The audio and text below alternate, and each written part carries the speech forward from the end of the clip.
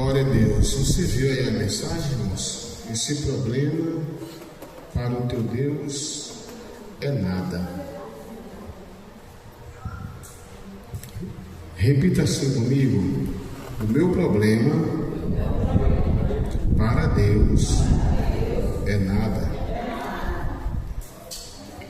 Então eu posso glorificar. Então, irmãos, não fique desesperado não, porque o teu problema para Deus é nada.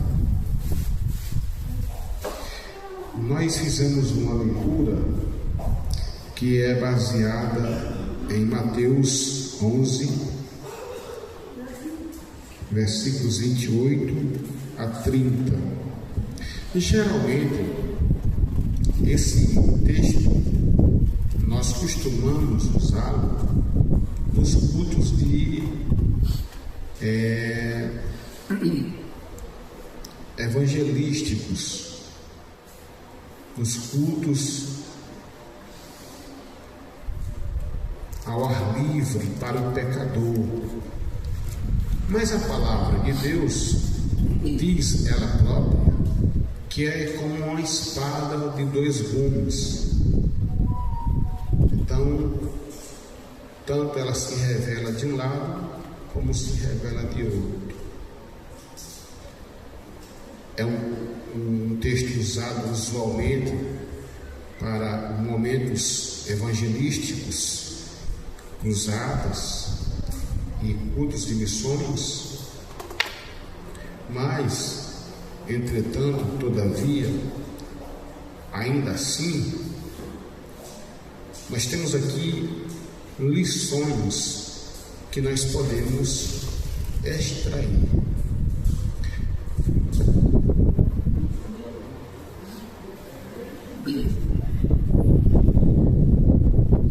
Então vamos lá.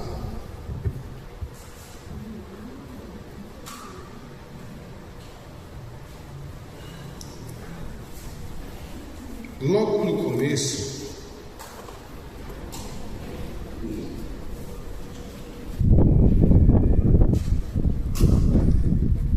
o Senhor faz uma oração.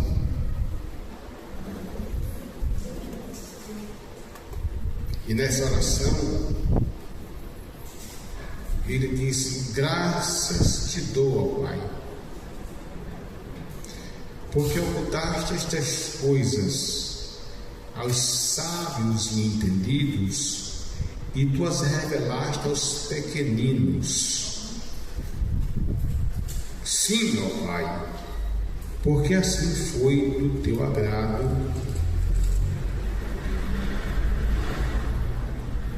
Tudo me foi entregue por meu Pai. Ninguém conhece o Filho senão o Pai, e ninguém conhece o Pai senão o Filho, aquele a quem o Filho quiser revelar.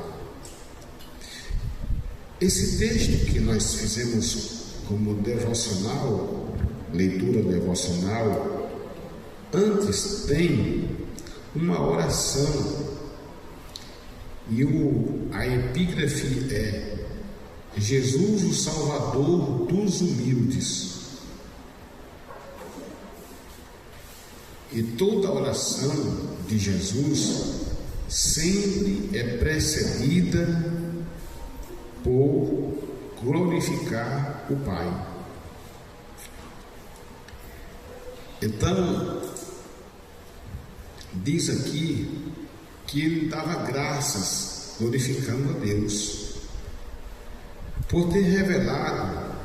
O revelado o quê? Aos sábios, ocultado aos sábios, estas coisas aos sábios instruídos, e as revelaste aos pequeninos.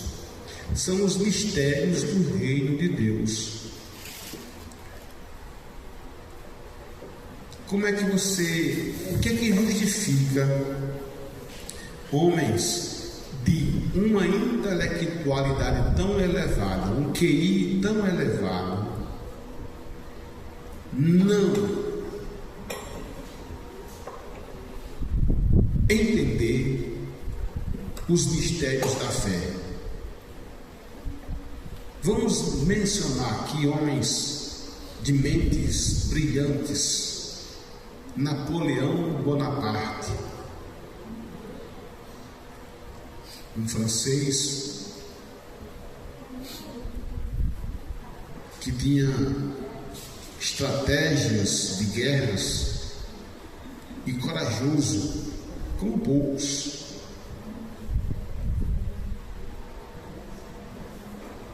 E quem não lembra de Sócrates, filósofo? Quem não lembra de Platão? Homens que até hoje são estudados nos campos de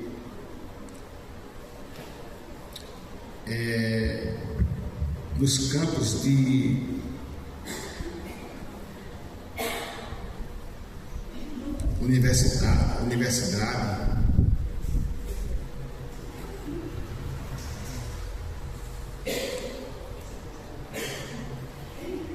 O que poderemos dizer nos dias de hoje?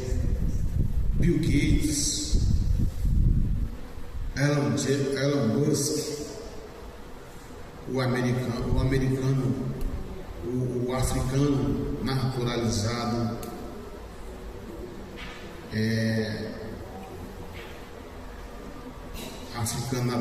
americano. E interessante é que esses homens com uma inteligência interessantíssima, elevadíssima, não entendem os mistérios da salvação, porque está escrito que Deus ocultou a eles, mas revelou aos pequeninos, aos humildes de coração. Mas o mesmo Deus que revela aos pequeninos acerca dos mistérios do reino de Deus, também revela os mistérios da eternidade sem Deus, do inferno. Alguém pode dizer assim: por que falar de inferno? Mas, irmãos, se a gente não falar de inferno, as pessoas vão viver uma vida achando, como os estoicos, que eram filósofos no tempo de Paulo, que diziam: comamos e bebamos, porque amanhã morreremos. A mente dessas pessoas está aqui, nesse mundo. Vivem nesse obscurantismo do mundo. E deixa eu dizer, a Bíblia nos mostra um exemplo de um homem chamado Asaf. E Asaf, diz a Bíblia no Salmo 73, logo no verso 1: bom é Deus para com Israel. Quanto a mim, quase que eu me desviei por causa dos ímpios, por causa da soberba dos pecadores. E ele vai contando, dizendo, porque quase desviou. Ele desviou porque ele dizia: porque eu olhava para a prosperidade dos ímpios. E ele dizia que os ímpios, os homens maus, não têm aflição, não sofrem perseguição, são cheios de gordura. Aqui não é gordura física, são cheios de prosperidade. E ele dizia, nas entrelinhas: enquanto eu que te sirvo, vivo nessa pinaíba, vivo nesse caos. Aí a Bíblia diz, no meio desse texto, até que entrei no santuário de Deus e atinei contra eles. Em outras palavras, a Bíblia diz que Asaf, depois de fazer tanta queixa, tanta lamúria, e aqui eu quero abrir um parêntese. Toda vez que alguém murmura, se queixa, fala mal, abre a boca para disseminar fezes verbais, só atrai maldição para essa pessoa. Se alguém soubesse o poder de uma palavra maldita, de maldição, ela nunca proferia, porque é como dar um tiro de borracha na parede. Você pega um estilingue e dá um tiro na parede, a bala de borracha vai e volta na sua testa ou no seu olho, ela vai e volta. Assim é a palavra de maldição.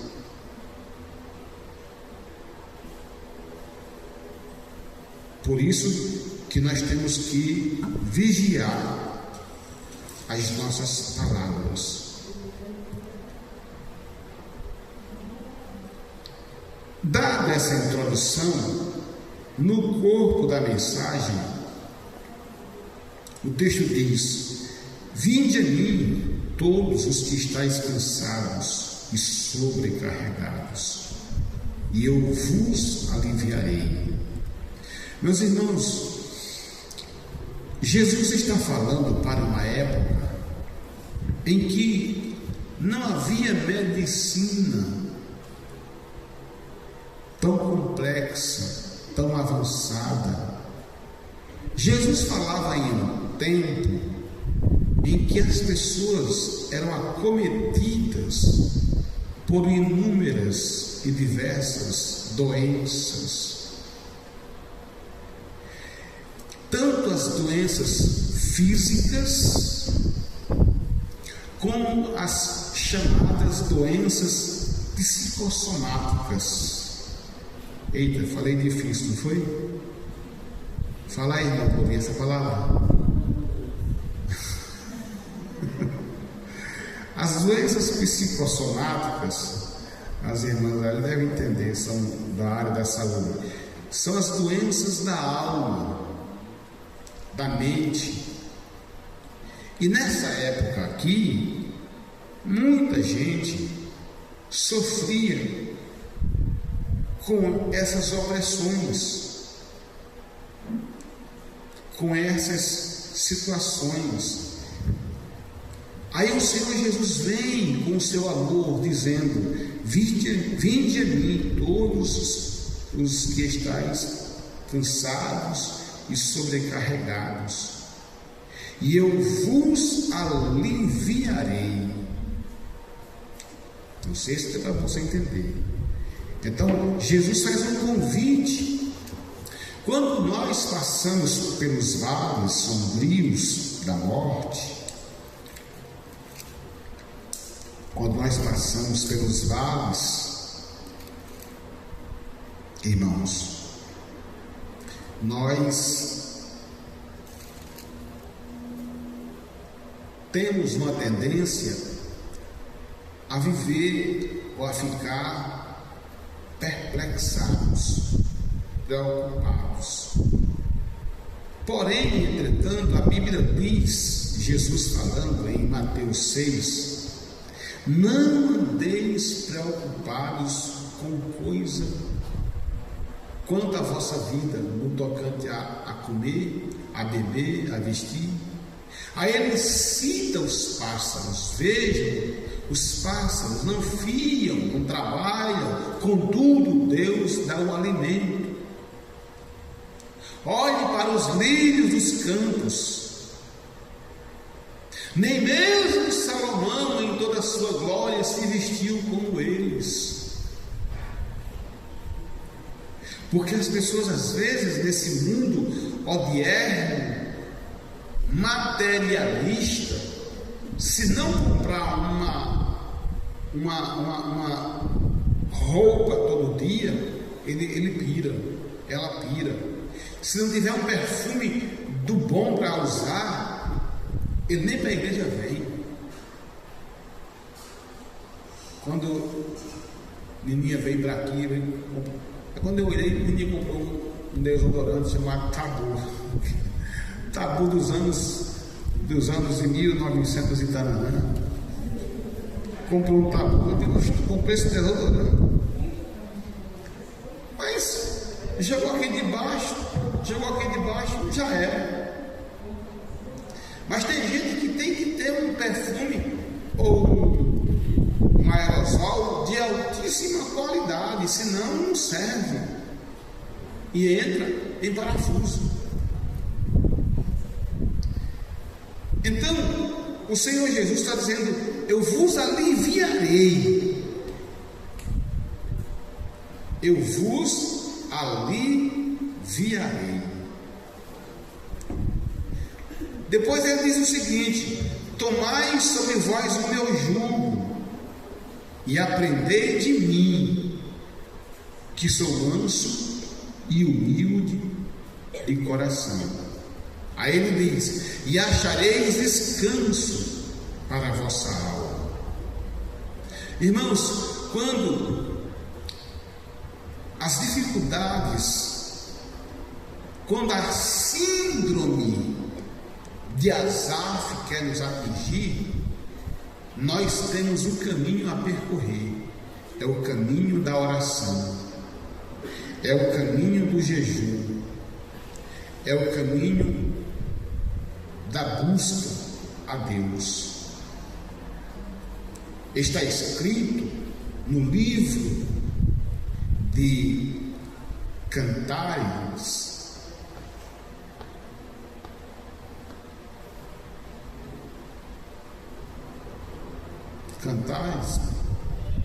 o Eclesiastes, mas está escrito uma palavra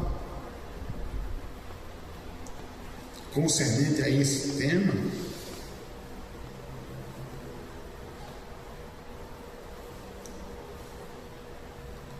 de descanso para a alma.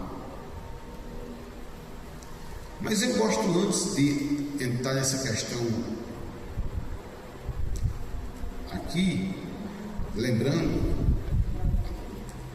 descanso para a vossa alma. Como eu dizia, só vamos encontrar quando a gente busca de coração a presença de Deus. Aí o jugo que é pesado fica leve. Diz a Bíblia Sagrada, igreja: buscai o Senhor enquanto se pode achar, invocai-o enquanto está perto. Isso fala de buscar Deus em oração. Está escrito no livro de Isaías essa palavra, 55 de Isaías: buscai o Senhor enquanto se pode achar, invocai-o enquanto está perto. Jeremias 33, 3, todo mundo sabe de qual é salteado. Como é que diz?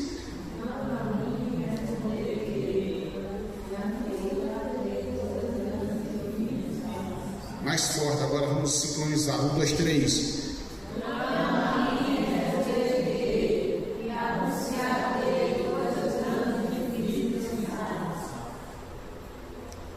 Veja, o convite aí é Deus dizendo: clama-me a mim e responder-te-ei, e anunciar-te-ei coisas grandes e firmes que não sabes.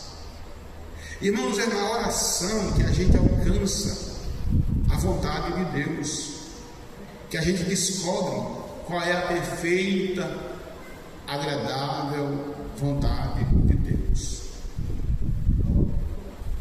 É na oração que o mal é dissipado.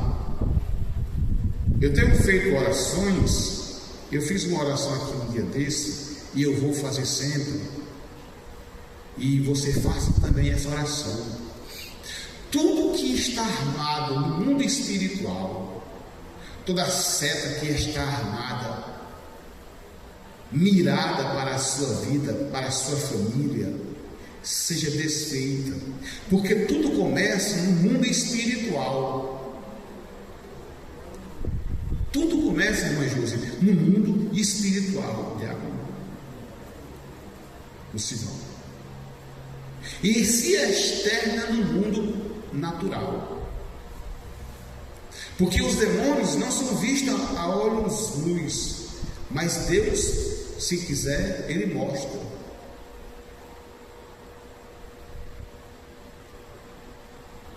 Eu já vi espíritos assim na minha frente.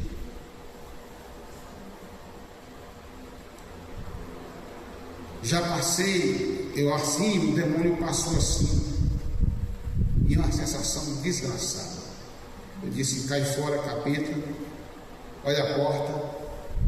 Eu vi quando ele parou, ficou assim na porta. Eu disse: vamos, vaza, a porta está fechada, mais 3 espíritos. E ele saiu. Teve uma vez que eu tive uma visão com um irmão, e vi o semblante dele, o corpo dele era normal, mas o rosto dele era um rosto de um monstro, cheio de dentes pontiagudos e a boca avermelhada.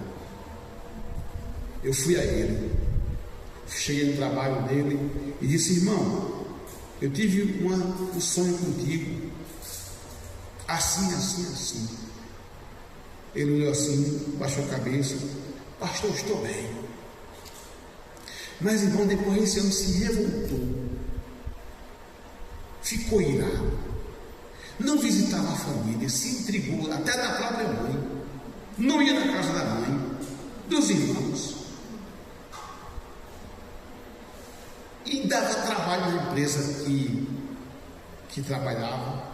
A irmã Edinalva sofria o diabo com esse cara. Depois ele arrumou um jeito aí, foi embora para São Paulo. Alguém depois disse que agradeceu, foi a Deus. A própria família, ele não dá um telefonema, porque são pessoas que, mesmo crentes, dão lugar ao diabo. No livro de Efésios 4, versículo de número 27, ali está escrito, repitam todos comigo: não deis lugar ao diabo. Não deis lugar ao diabo. Sabe, pessoas que deram lugar ao diabo e tiveram um fim trágico? Vamos começar com Judas. Judas deu lugar ao diabo, sim ou não? Qual foi o fim dele? Morreu enforcado. Não deis lugar ao diabo. Quem não lembra da história de Saul? Quem não lembra? Não deis lugar ao diabo. Davi deu lugar ao diabo. Quem lembra o que aconteceu com Davi?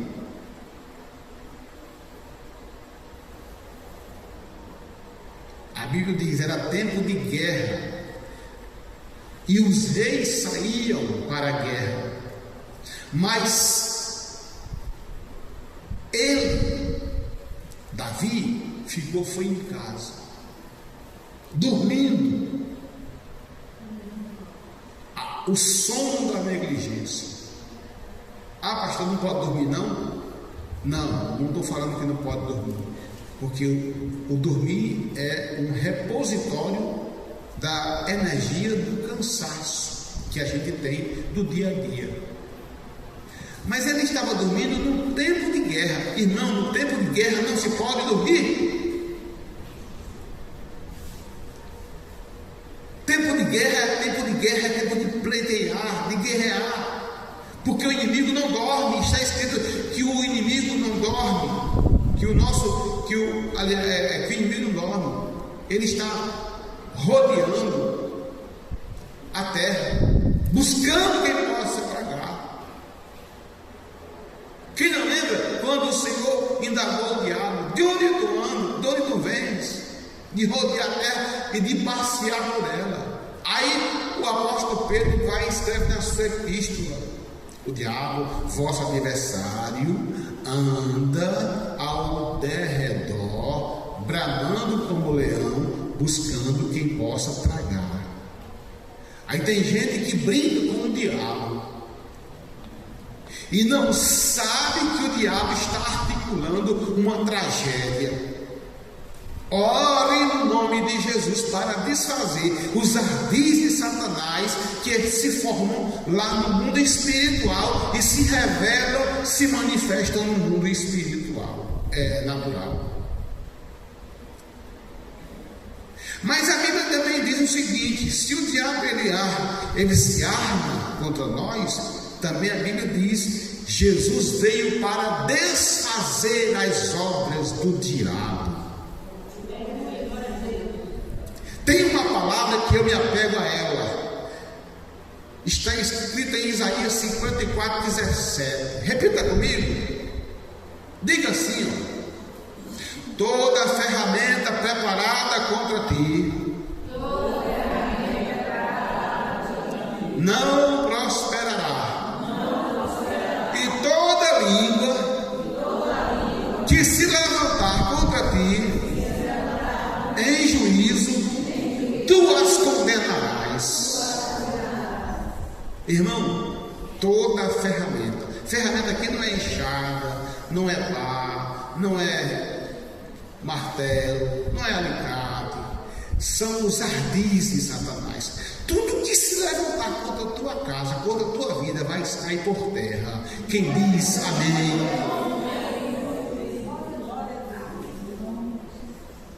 Nenhum mal vai te atingir, porque está escrito. Então o crente tem que orar, mas não é oração de macumbeiro, não. Que oração que tem crente que faz oração de macumbeiro. Vou falar a verdade. Deseja a morte de um, deseja a morte de outro. Tem crente de todo tipo na igreja. Ah, não, pastor, eu não saí de casa para ouvir essa palavra, não. Dá tempo para voltar para casa. Eu continuo a igreja. Então lá vai ela. Se segure, que o barco vai balançar. Então, meu irmão, minha irmã, ou você ora, ou a gente ora, ou vamos ser atingidos pelas setas do mal. E eu acho maravilhoso quando Salomão escreve, registra em Crônicas 7,14: se o meu povo, que se chama pelo meu nome, vamos entender isso? Se esse povo que diz que é crente, que me invoca, se esse povo é crente de verdade, ele vai se humilhar. E eu acho interessante é que nós estamos falando sobre oração, né? Mas nessa relação, a Bíblia está dizendo: se o meu povo que se chama pelo meu nome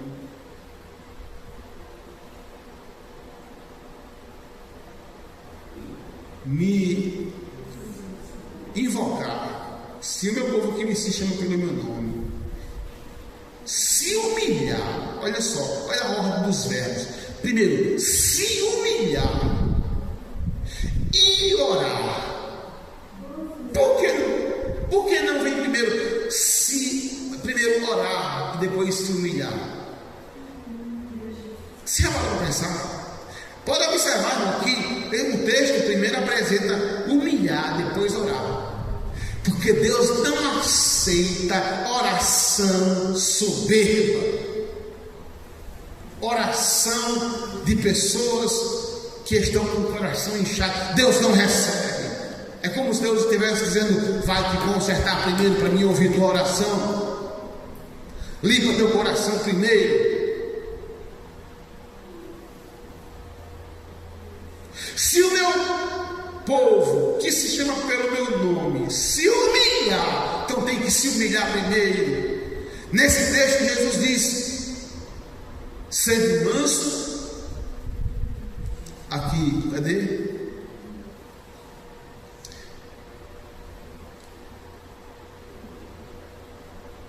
Tomai sobre vós o meu jugo e aprendei de mim, que sou manso e humilde de coração. E existe a falsa humildade, a falsa modéstia. É aquele tipo de pessoa que na tua frente é um amor, é uma alegria, mas nas tuas costas deseja todo o tipo de miséria para a sua vida. Não esqueçam da bala de borracha, ela bate e volta.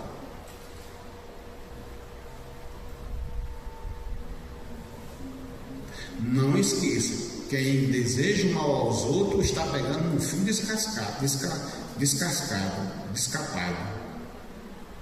Aí em seguida vem se humilhar, primeiro se humilhar, aí vem e orar, e se converter dos seus maus caminhos. Mas que coisa! Mas essa palavra é para descrente ou para crente? É para crente. É para nós.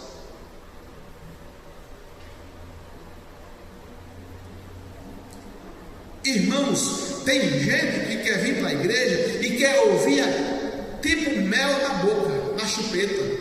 Não, eu quero ouvir uma mensagem que aguce meu ego. Irmãos, nós temos que receber aquilo que Deus nos manda. Eu ia pregar uma outra mensagem. Eu ia falar sobre doações, sobre atender o necessitado na sua necessidade, mas Deus me levou para essa palavra e eu estou obedecendo. E Deus diz: e sararei a tua terra. Tudo começa quando a pessoa se humilha e ora e se converte. Aí Deus sara a terra. Por que sara a terra? Porque naquele período de Israel, diácono Lucivaldo, tudo que Israel plantava, irmã Josi, não nascia. E quando nascia, vinham os medianitas e roubavam tudo, saqueavam tudo. Porque o povo estava em pecado. E muita gente pensa que pecado é só quando a pessoa mata, rouba, adultera, fornica. Não. Quando a pessoa, ela no coração deseja mal ao outro, quando ela mente, quando ela falta com a verdade, quando lhe falta sinceridade. Por favor, leia o Salmo 15, por gentileza. Alguém leia em voz alta. Leia, irmã Josi, por favor, fique de pé e leia.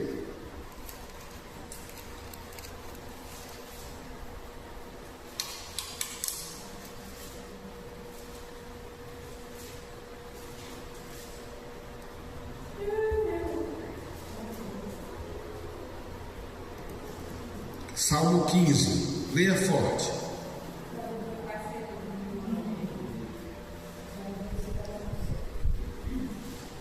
Senhor, quem habitará no teu tabernáculo? Quem morará no teu santo monte? Aquele que anda em sinceridade e pratica a justiça,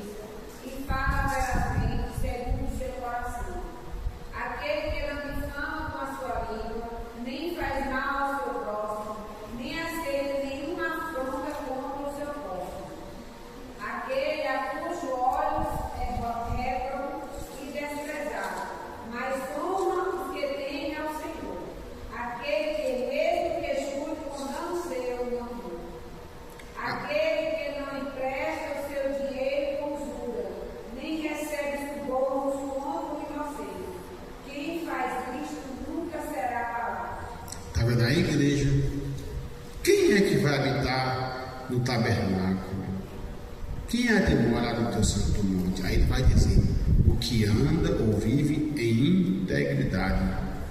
Na versão da irmã diz sinceridade. Vocês sabem o que significa a palavra sinceridade? Ela é uma palavra grega que significa, que é dividida em duas, é a junção de duas palavras: sem e cera.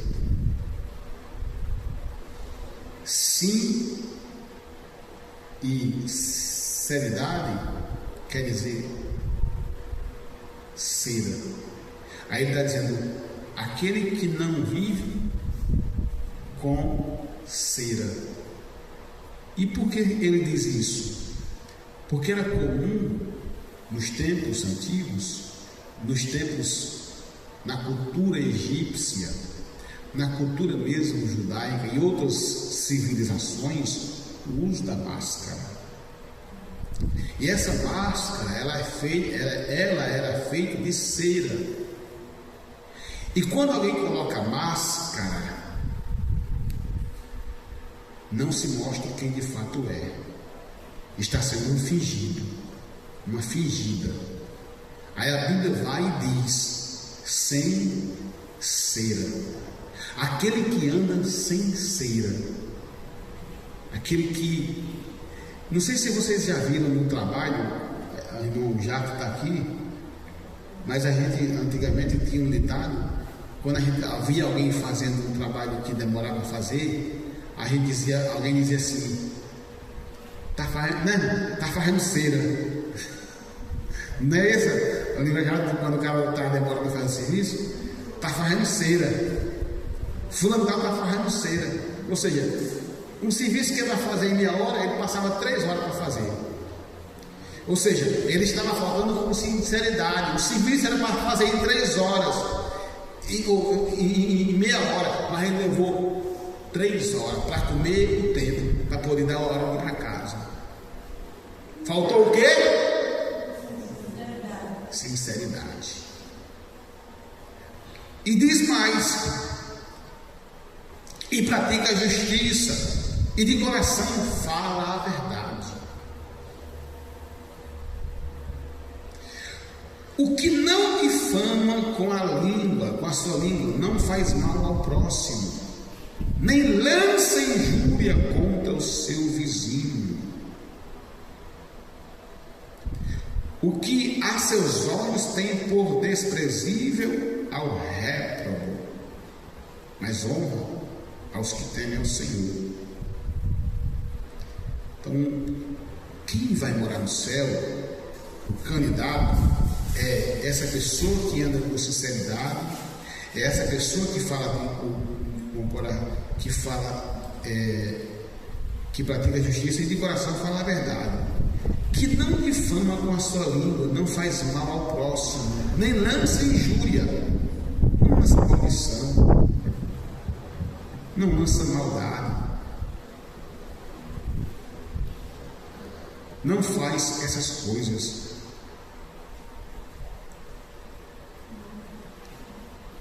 Quem quer ter paz, ora pelo seu irmão, pela sua irmã, pelo conjunto, ora pelo enfermo, intercede. A Bíblia diz assim: ponha a tua boca no pó, talvez haja esperança.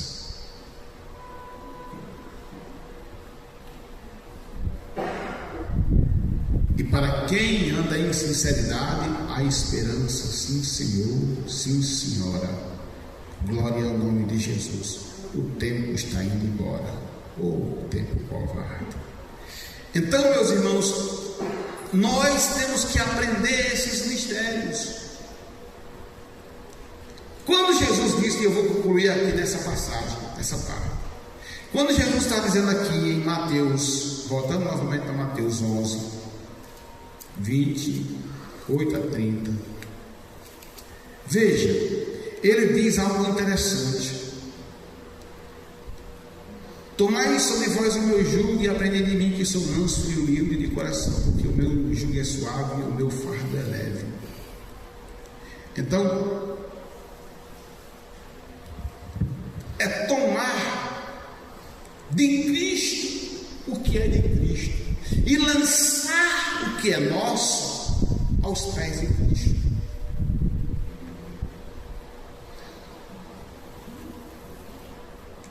Paulo escreve em Filipenses 4,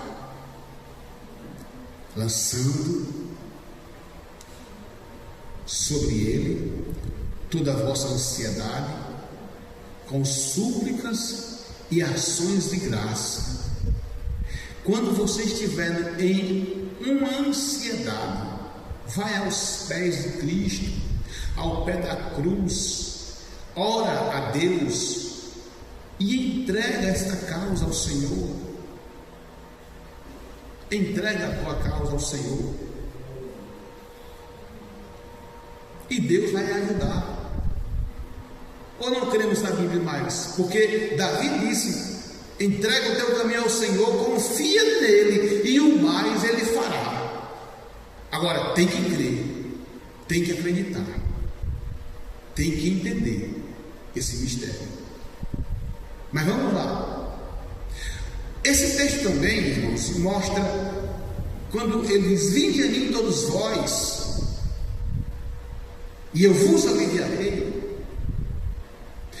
Eu não sei se você já viu uma palavra metamorfose.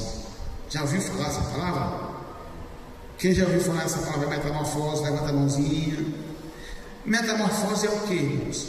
É uma transformação. Quem vai a Cristo se transforma. Do velho homem a uma nova criatura.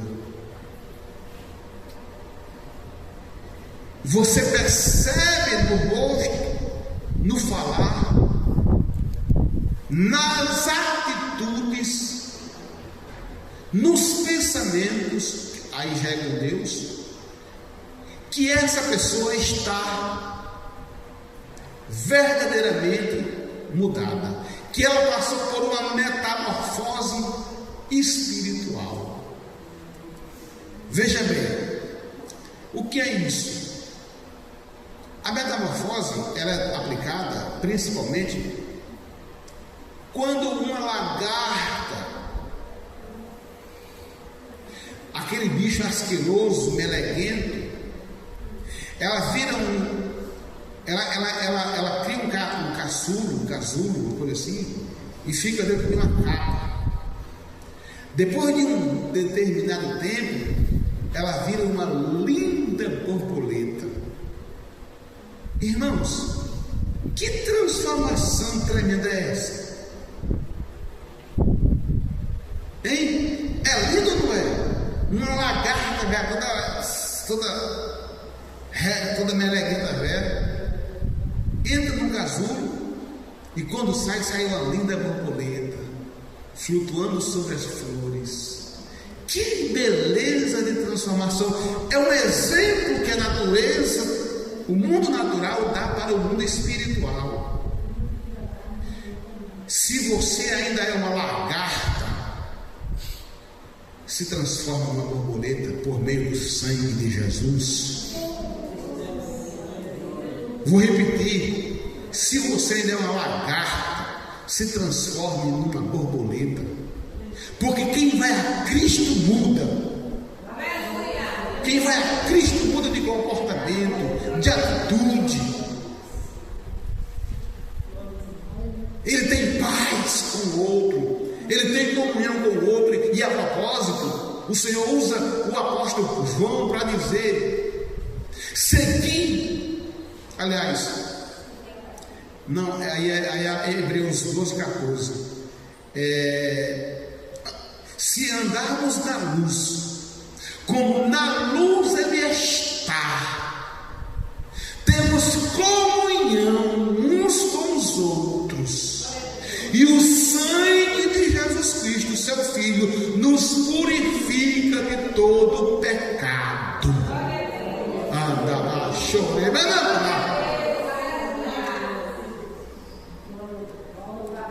quem vai a Cristo se transforma em uma nova criatura. Aí Paulo vai e escreve no capítulo de número 5 de 2 Coríntios. Se alguém, repita comigo bem forte. Quem comeu cuscuz hoje? Quem comeu comida forte? Quem já jantou? Repita comigo assim: se alguém está em Cristo, nova criatura é. As coisas velhas se passaram, e eis que tudo se fez novo. Quem está em Cristo é uma nova criatura. Não mente, não difama, não fala mal, é convertido. Ele ora, ela ora, mas não é oração de macumbeiro, não. É oração de crente, salvo, lavado, remido no sangue de Jesus. E não adianta, irmãos, lutar contra o ungido de Deus, contra o crente. Sabe por quê? Porque ele está debaixo das asas de Deus. O irmão Lucivaldo veio sozinho lá dos Carneiros, está doido para voltar. Mas, irmão Lucivaldo, o senhor não vê, mas é o senhor na frente, é um querubim na frente, é um querubim atrás, um querubim do lado, um querubim do outro e outro querubim por cima. Quero ver quem pega o Lucivaldo.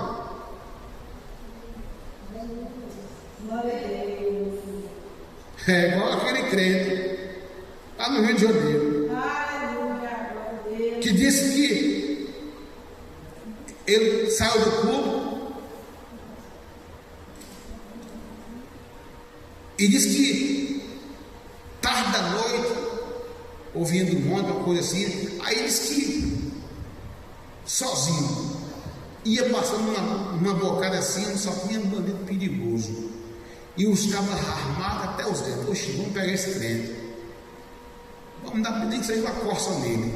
Se ele não tiver dinheiro, a gente mata ele. Aí o crente se viu de longe os caras. Aí nisso, ele passou pelos crentes, pelos bandidos. Eu disse: eu vou passar, não tem outro caminho. Voltar para trás eu não vou. Tem que passar mesmo. Quando ele passou, aí ele olhou para os bandidão assim, né? Tudo mal encarado. Aí disse: boa noite.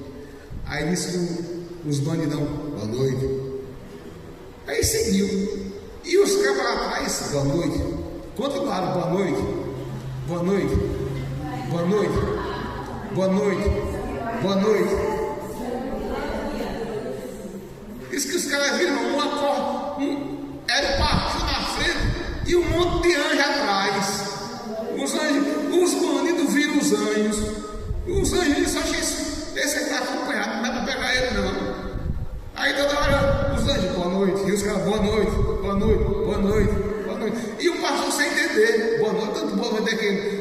Olhou para trás e disse que Jesus estava dando boa noite, mas não via ninguém atrás. Irmão, o anjo do Senhor acampa ao redor daqueles que o amam e temem. Não adianta encantamento contra o povo de Deus. Sabe por quê?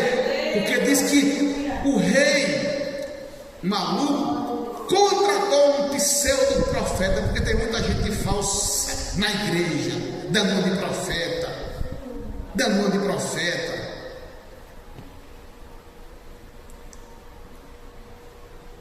E aí contratou. Vamos lá, vamos. Ó, o serviço é esse: é tu amaldiçoar o povo de Israel. Mas, irmão, toda vez que ele abria a boca, quem lembra o nome do profeta? Balaão. Toda vez que Balaão abria a boca, eu te abençoo. abençoo, não tem jeito.